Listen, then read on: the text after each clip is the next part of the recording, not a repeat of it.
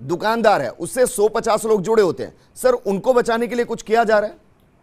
जैसा अभी आपने टीवी पे देखा, बीजेपी वाले कांग्रेस को जो है आरोप लगा रहे हैं और कांग्रेस वाले बीजेपी लगा रहे हैं।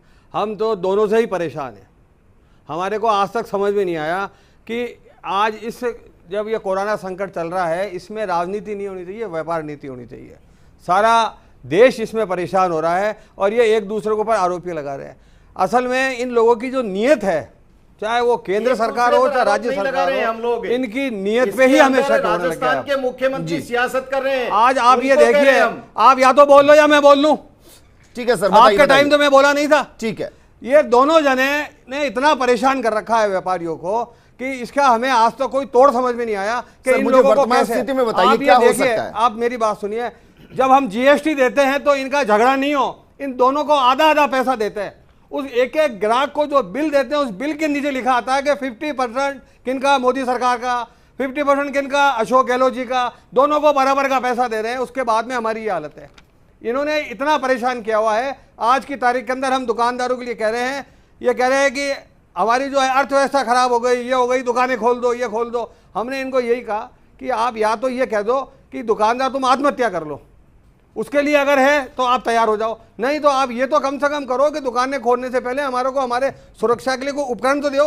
आप हमें समझाओ तो सही कि भाई आप दुकान के अंदर किसी कस्टमर को लोगे तो आपको जो है उसका टेम्परेचर के लिए हम आपको टेम्परेचर गन दे रहे हैं, हम आपको मास्क देंगे, आपको जो है ग्लव्स देंगे, पीपी किट होगी। आज के 10 दिन पहले जो हम कह रहे थे कि अगर आपने गैस सप्लायर वाले को पीपी किट नहीं दी तो वो संक्रमण फैलाएगा, 10 जगह जाके गैस लगाता है और उसकी मृत्यु निश्चित है।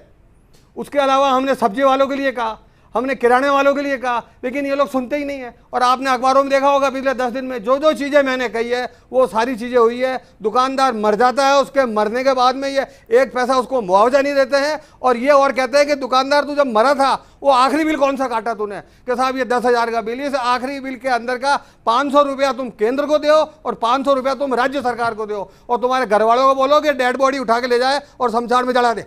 ये इन्होंने इन दुकानदारों की और हम लोगों की हालत कर रखी है। जी सर, ये तो हालत हो गई, लेकिन आज प्रोग्राम इस बात को लेकर है कि सुधारा कैसे जाए, क्या कुछ सहूलियत चाहिए?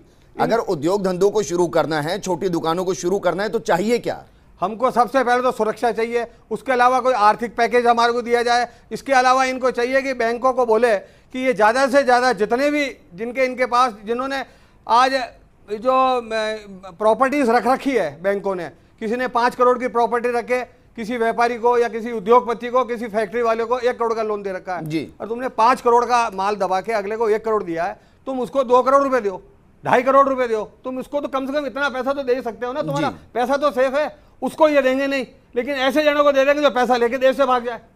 आज की तारीख में अगर इस व्यापार जगत को बचाना है, आज ये कह रहे हैं हमारे पास में किराया देने की, तनख्वाह देने के लिए पैसे नहीं है। 40 दिन के अंदर ही आपकी जान निकल गई। आज पिछले 60 सालों से हम पैसा दे रहे हैं, आपकी तनख्वाहें बढ़ रही है, सरकार चल रही है, गाड़ियां दौड़ रही है, सब कुछ हो रहा है।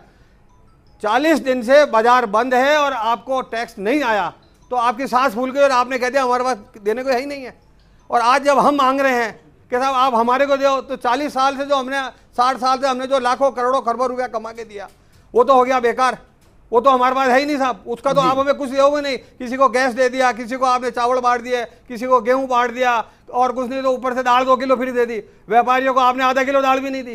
तो आप कम से कम व्यापारियों की सोचो, ताकत दिखानी होगी आप लोगों को, तो आप हमारी दुकानें बंद करवाओगे और देश में कहोगे देखो साहब सारा बाजार बंद हो गया, दुकानदारों दुकानें सारी बंद कर दो। और जो दुकानें बंद होगी उनके जो कर्मचारियों का जो तनख्वाह होगी वो हम देंगे और बंद दुकानों की फोटो छपा के ये ताकत दिखा देंगे अपनी।